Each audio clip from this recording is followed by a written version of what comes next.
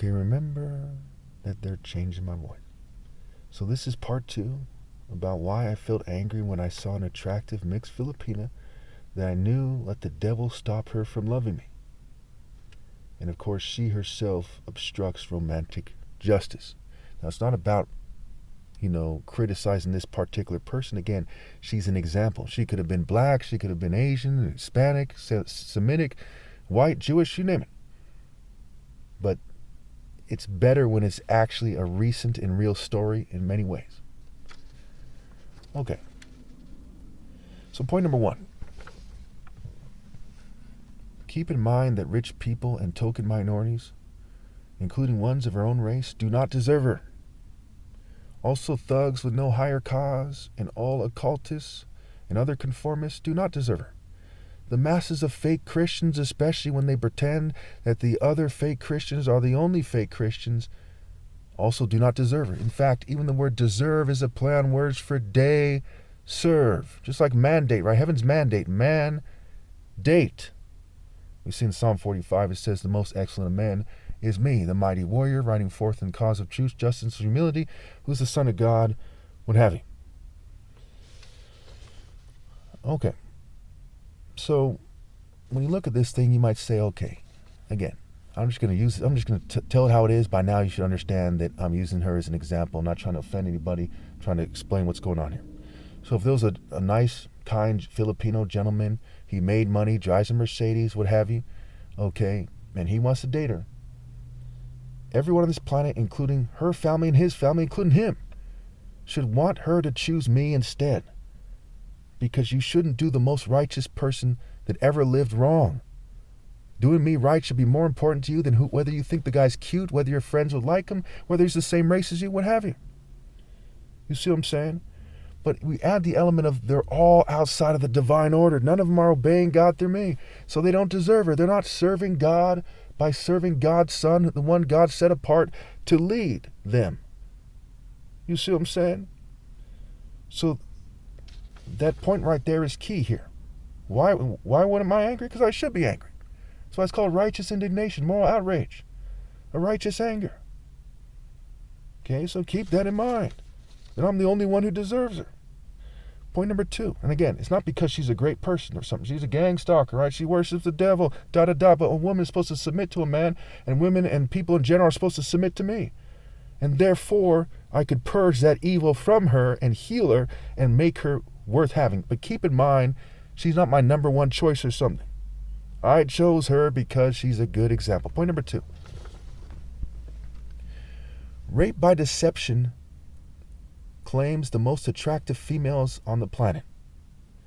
Also, this is clearly true in recent history as well. So just the idea of rape by deception in general. Because when you think about these things, the brain has to process these things.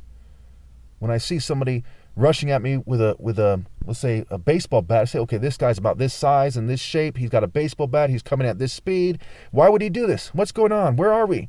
What's happening? Okay, the brain is processing a bunch of things. What's the noise? What's going on across the street? What's going on behind me? It's trying to wrap its mind or itself around the situation. So my brain at that time had to wrap its mind around all these points. We're going to have 31 points so far, and I'm building on it still. So the second thing it has to wrap its mind around, it's have to wrap itself around, mind you,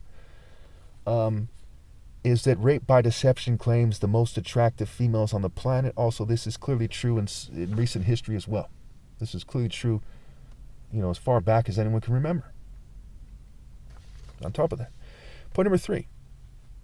And again, notice they're trying to make it harder for me to talk because they don't want you to listen.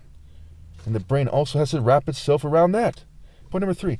It is bad enough that most attractive females are married or in a relationship with scum, which makes it hard to find one that is single and willing. Logic would tell you that on a planet where romantic injustice is a huge problem, where people are exploited, where 9 million people starve to death every year, people who do not cross the devils in the governing class to the point where they're financially sabotaged, okay, who therefore are more appealing to dumb, gold-digging, attractive females, are scumbags. They're only concerned about themselves. They're selfish in a way that causes them to try to reap the rewards of turning their back on the suffering of 9 million people a year who starve to death every year and die of hunger-related issues, and other people suffer and die as well. So they're scum. And they're scum who would say, don't mind if I do, when it comes to an attractive female. Because there's some kind of emotional weakling. They're like, I don't know what I'd do without her. I just wanted her for myself. Is that so bad? Yes, it's so bad. Quit being a bitch, do the right thing, and accept the consequences for doing the right thing.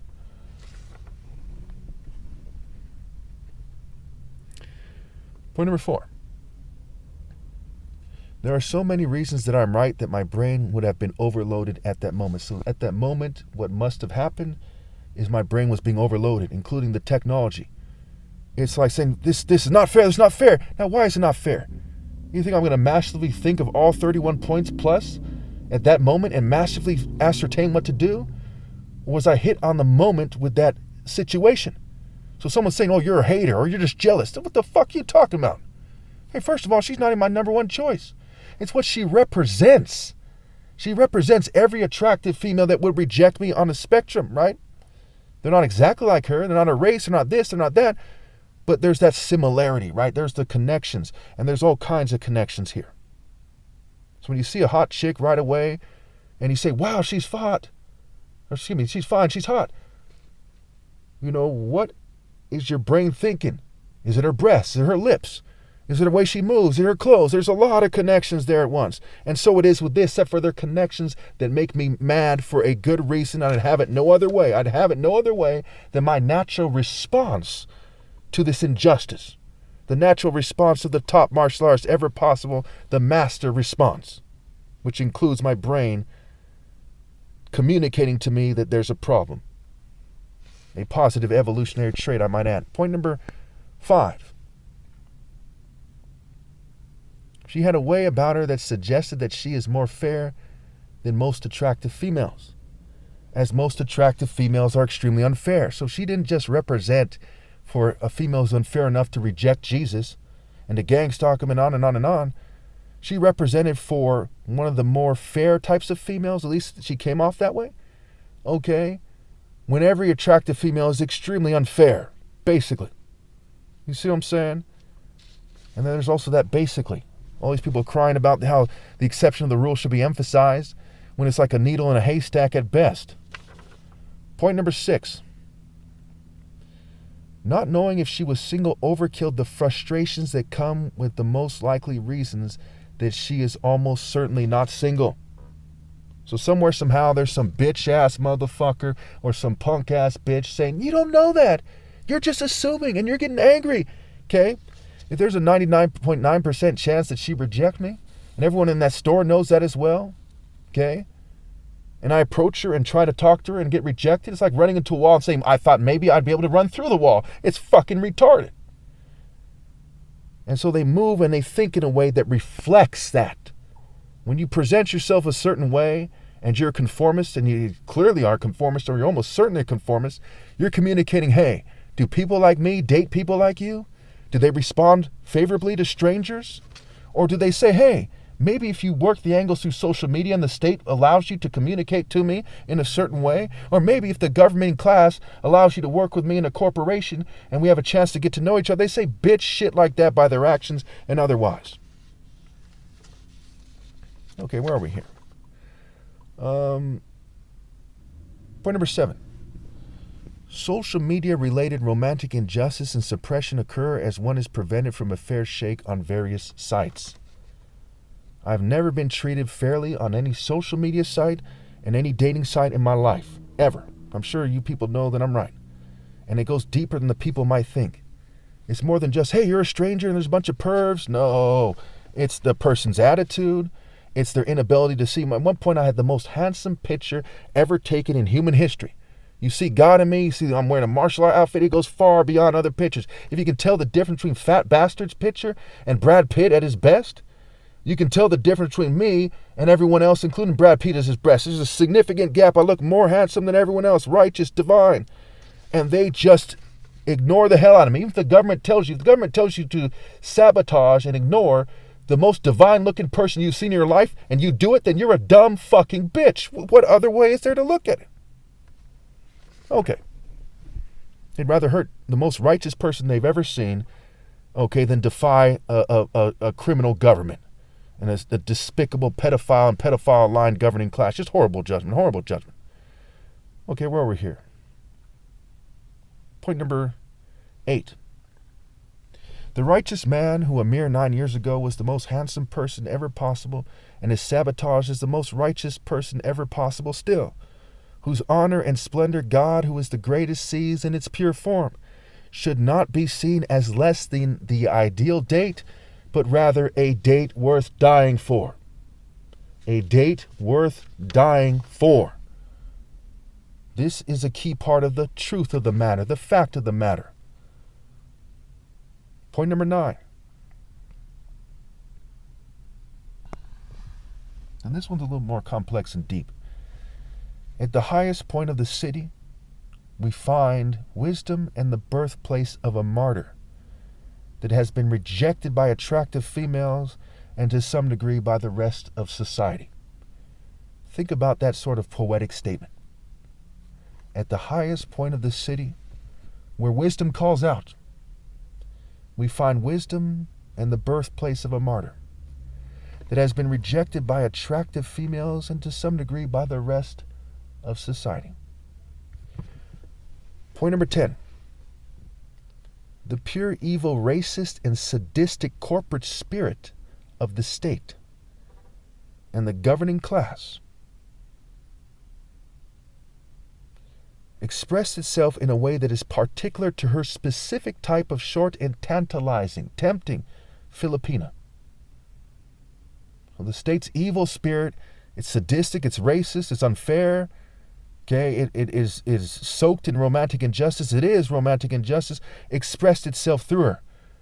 The devil, through her, was saying, ha, good luck with that, pal. And so for me to start feeling like, fuck you, in terms of the devil, right? In terms of whoever, if the shoe fits kind of thing, okay, is the normal and logical response. When an angel is confronted by a demon, when Christ is confronted by the devil, he feels more outraged. Like it says in Proverbs, I want to say 29:27, the righteous detest the dishonest, and the wicked detest the upright. In Psalms, I look at the faithless with loathing, for they do not obey your law, which comes with romantic justice, divine romantic law. It transcends all the human laws ever made. Like Christ is a character in the story says in Mark 7, your worship of God is mere human rules, customs, and traditions. The laws of the governing class are mere laws of governing class filth, not to be taken seriously. But the laws of God are to be taken with the utmost seriousness. Point number 11. All attractive females have cheated me out of my universal and more than fair right to choose any attractive female that I wish because of their cowardly, chicken, evil, and immature judgment and scales. Okay, that's kind of the essence of the problem, isn't it?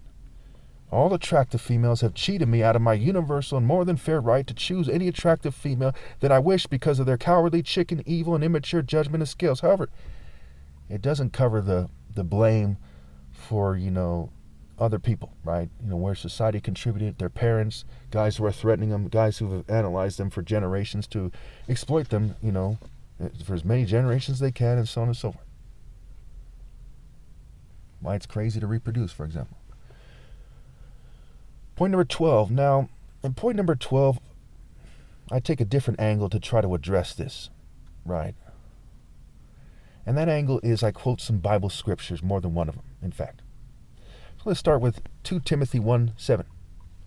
For the Spirit God gave us does not make us timid, but gives us power, love, and self-discipline. So it doesn't make him a chicken who fears the state more than God.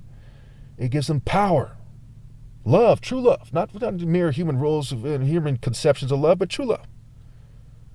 Power, love, and self-discipline. Amplified Bible. Same verse, Amplified Bible. For God did not give us a spirit of timidity or cowardice or fear, but he has given us a spirit of power and of love and of sound judgment. and personal discipline.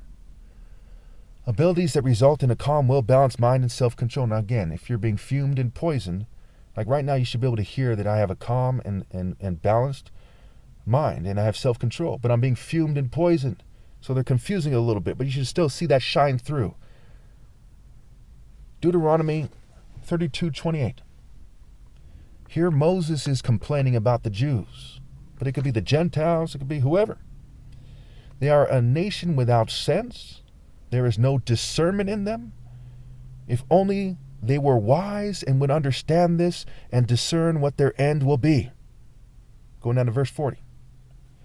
I lift my hand to heaven and solemnly swear, as surely as I live forever, when I sharpen my flashing sword, and my hand grasped it in judgment. When I sharpen my flashing sword, and my hand grasped it in judgment. In what? In judgment. Going back to the first scripture I cited, 2 Timothy 1:7. The Amplified Bible version. Okay. For God did not give us a spirit of timidity or cowardice or fear, but he has given us a spirit of power and of love and of sound judgment and personal discipline. So when I sharpen my flashing sword, and my hand grasp it in the judgment that God gave me, as the top martial arts ever possible, doing something that's associated with warriors, that is for warriors, grasping a flashing sword, the essence of doing so, the essence of my martial spirit that God set apart as the top martial arts spirit of all time, as the Son of God. I will take vengeance on my adversaries and repay those who hate me. I will make my arrows drunk with blood, while my sword devours the flesh, the blood of the slain, and the captives, the head of the enemy leaders. So what is it saying? It's saying that in the spiritual realm, I'm going to punish them for eternity. The smoke from their torment will rise forever and ever. My arrows will be drunk with their blood, things of this nature. My flashing sword. This is not some sword that a human being carved. This is the essence of a weapon from God. The sharper than any double-edged sword, sword of Scripture, sword of the Spirit, the sword of the essence of Scripture when you have it right, the Spirit of God. Judgment. So her judgment, which is dumb enough to reject, to gangstalk and reject the Son of God. We know that she would have rejected me. There's no evidence to the contrary. To present herself the one time the Son of God will probably ever see her ever. She presented herself as in complete rebellion and as somebody who would reject me. I came like a thief in the night, and she did not have the fine linen that stands for the righteous acts of the saints on. And she was shamefully exposed. And this is every attractive female these days. Did not have the judgment to not reject the Son of God by her actions and her spirit. Didn't have the judgment to not gangstalk people, including the Son of God. But here I am, the one who is so wise. God made me so wise and set me apart as the person with the best judgment ever. Do you think that she should be able to rely on her judgment and her family and the people putting it up to it when it comes to whether or not she should submit to me? No. An attractive woman wields too much power, and they're too fucking stupid to be allowed to do as they see fit. God and the devil see eye to eye on this. And almost all of them directly either worship God or the devil on top of everything else. Well, how do we know? Because the devil's hooking them to a machine. He's telling them what to do. She's gangstalking me not because she wants to, because someone told her to. And so it is when it comes to who she's sleeping with and dating. She's been conditioned to date a certain way by someone who did not want her to have the consent, that didn't want her to have the sense to make a wise decision. If she breaks their petty law, then they put her in prison or jail. And she wouldn't be able to date because of their sick judgment. So she submitted to the spirit and the will of the state out of bad judgment. It doesn't take a master mathematician to figure this out. Under no circumstances should the situation be created for an attractive female who's unfair like the rest of them to harm the most righteous person that ever lived, where it matters most, right? Her and hurt, charm and harm. Her, heart, and hurt. Rhyme and reason. Wordplay and reason. I would rather an attractive female shoot me in the shoulder, for example, trying to kill me, than break my heart. At this point, I can honestly say I would rather an attractive female kill me than break my heart, because mankind has failed the test miserably. And why should I suffer? Because everyone's some kind of fucking bitch that doesn't have the heart to obey God through me. Why should I continue on this planet where you people are fucking disgraced with no heart? All this stuff connects in that. Now some sniveling worm might say you're overthinking it. Can you imagine? You have two people. One is a dumb fuck saying you might overthink it. The other one person is smart. Say, no, this needs to be said. Who's right? The fuck do you think is right? Point number 12. Gays working for the state sexually harass me all the time. Now, they probably wouldn't if I wasn't single. 13. I was catfished many times in life, and I wouldn't have been if I wasn't single. 14. I know that there are countless people, including people in her family, that would argue with me even though I am right, and they know it. They would say things like, now think about all the things that you've heard, all the things you can imagine them saying. They're in your subconscious to some degree. They would say, you're trying to bring my daughter down. I don't want my daughter to do that. I don't want her to miss out on this, this, and this. They would say some pussy, pushover, inferior stock, bitch-ass fucking shit that reflects their stupidity. I want my daughter to be a bitch. I want my daughter to suck the shit off a pedophile's dick in a fucking secret society ritual. I want my daughter to live a long, disgraceful life and risk her life being cut short with Jesus because I'm a fucking pussy. It's some bitch fucking shit. And they should be allowed to have fucking kids, and their kids shouldn't be allowed to have kids. Like, I gotta explain this.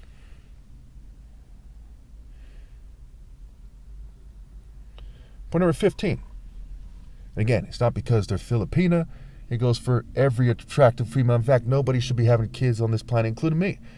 Not because I couldn't raise them right while everyone else raises wrong, but because there's no point in having kids on this planet. There's no way to do God's work after my flesh dies. This planet is far too evil, far too much generational all-gone gains. I can go on and on about that, but this video is not about that. Okay.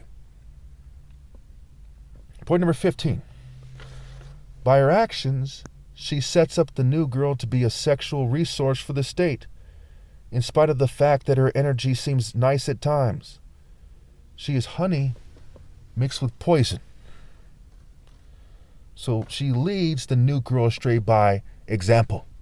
Say, she looks like she's having fun. She seems like a nice person. I like her outfit. She's so sexy. She might say that she's jealous because she's sexy or whatever.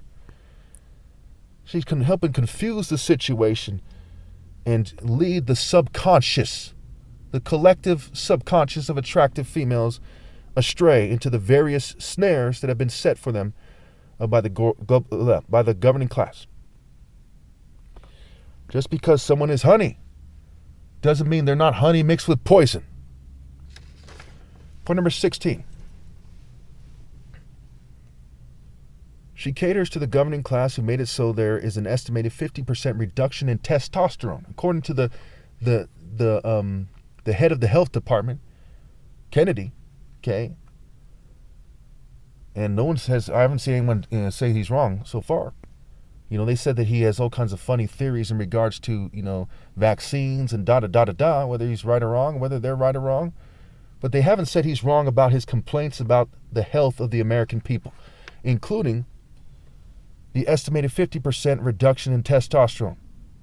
In at least, I'd imagine he's referring to at least a significant portion of the population, according to the head of the health department. So, again, she caters to the governing class who have made it so there is an estimated 50% reduction in testosterone in a significant portion of the population, according to the head of the health department. And for those of you who don't know, and I imagine you all know, testosterone has everything to do with your shape, including the face shape of your face. Mind you, the story for another day. Okay, and how it's expressed itself, how the flesh expresses itself on his face, what have you, your bone quality, right? It affects your bone quality. Has to do with your sex drive. It has to do with your focus. It has to do with your masculine expression. There's a lot of things that it does. Your skin quality, your skin becomes like saggy and stretched out. If your testosterone's bad, especially as you get older, what have you. Okay, it has to do with a lot of things. It connects to a lot of things. And one of the main things people think of with testosterone is sex. And that's basically the case, right? It's like the main component to your sex drive kind of thing. You see what I'm saying? So, while she's sexy for the pieces of fucking shit that sabotage my testosterone levels, you and your friends and your families, okay? She would not give me a fucking chance, would only date the oppressor and his right-hand man, so to speak, and any bitch-ass motherfucker in whatever group. So is it noble to say, but he's Filipino and he's in my group, or he's, or whatever, right? He's a token minority, or he's a white guy who's nice, or whatever. That's all bullshit. You're dating the bitch-ass motherfuckers that are sucking a testosterone-reducing dick, so to speak. And they would have people like you go out and say, some guy, doesn't last long in bed or can't keep it up as a result of a 50% fucking reduction in testosterone. Bitches like you would be like, oh my God, is that it? Or, what the hell? That's never happened to me before. Oh my gosh, you wouldn't believe what happened. They'd tell your friends that they wouldn't believe what happened, that your boyfriend fucking didn't perform well in bed, and oh my God, they laugh together like a fucking bitch. So maybe I shouldn't be fucking mad.